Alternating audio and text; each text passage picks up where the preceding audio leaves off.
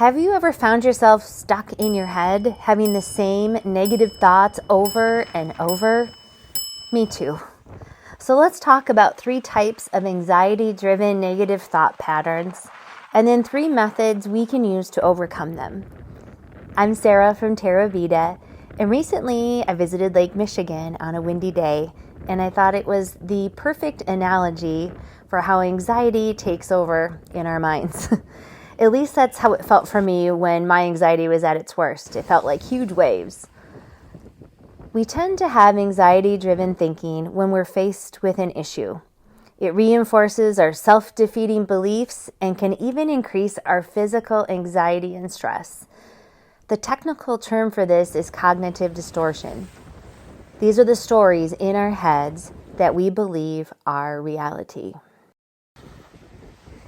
One example is polarized thinking, which is an all or nothing mentality.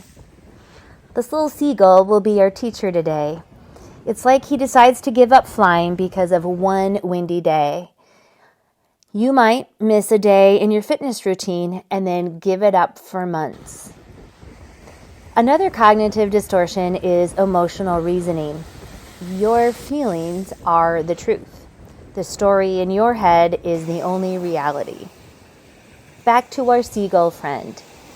It's like he's nervous to fly because of the wind, and so that means all flying is bad. He decides to walk everywhere instead, and his world gets much smaller. You might feel anxious when riding a plane, so you conclude that air travel is not safe, and your world gets smaller. The third negative thought pattern is overgeneralization. The seagull would say, I fell out of the sky while flying on a windy day, and I will never fly again. Always and never are the key words here. You might have possibly had a job interview and didn't get the job, so in your mind, you will never get a job. You had a disagreement with your friend, so you will never be friends again.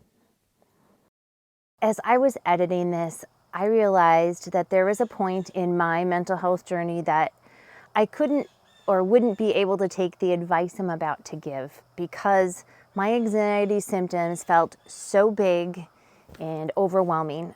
I was in the middle of an episode of PTSD that lasted for several months, and it was a really difficult time, and I thought I'd always feel this way.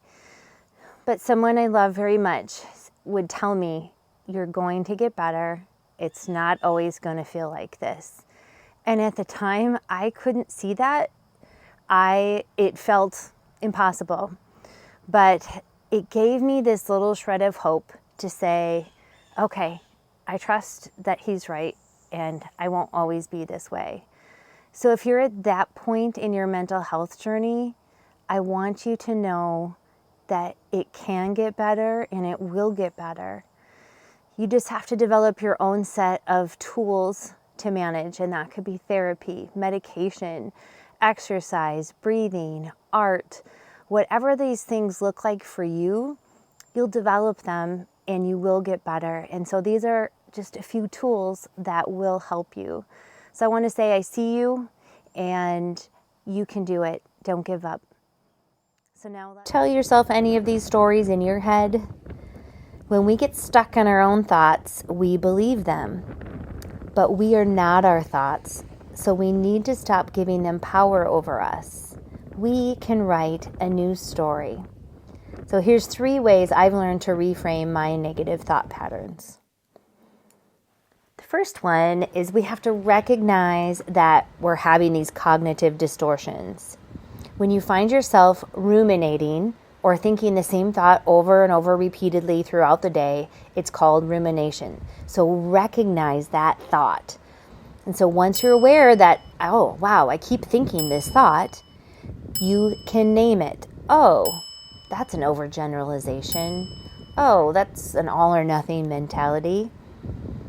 Take control of the conversation in your head. Another way that can help us deal with cognitive distortions is to talk to a trusted friend or therapist about our thinking. Note that I said trusted friend. You need to be able to have an open and honest conversation with this person and ask them to help you think of things from a different perspective. Many times our friends will automatically want to defend us or agree with us. So make sure the friend that you are sharing this with is a very straightforward person who will tell you the truth. Some good verbiage and language to use is, "Can you help me see this from a different perspective?" Lastly, and my favorite way to stop cognitive distortion is to challenge my own thinking. It's like having a healthy internal debate, a mini brainstorming session. I ask myself, are there other possible reasons for this scenario? And I try and think of every possibility. So, for example, I think maybe somebody is upset with me. So I say, well, maybe it's not me. Maybe they're just having a bad day. Maybe they don't feel well. Maybe they're worried about their mom or their own health or their kids. Maybe they're hangry. Maybe I just caught them at a bad moment. Maybe they're so caught in their own thoughts they don't even know they came across this way. By the time I'm done brainstorming and challenging my thoughts, my mind is opened up to other possibilities, and it takes the power of the thought, "It's all about me," away. Meditation is a practice that has helped me do this. It has expanded my ability to look at my thoughts more objectively. So when you're meditating and you're distracted by thoughts, we're taught to recognize the thought, accept it, and not judge it. Acknowledge it, and then just go back to focusing on your breath. I've been meditating for about 15 minutes a day, 3 or 4 times a week for the past year, and it's really helping me outside of my meditation practice. I'm able to see things much more objectively.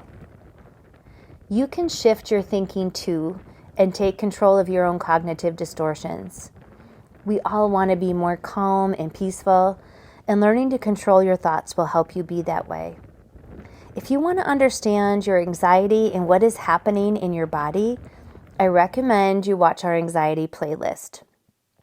If you want to maybe give meditating a try, but you've been hesitant or it seems hard, look at my meditative painting videos. They're perfect for beginners. Feel free to share any tips or tools you use to change your cognitive distortions in our comments. Thanks for watching, and hit the subscribe button. Or I will think that I have totally failed and I can never make another YouTube video again. Just kidding. That's polarized thinking, but you knew that.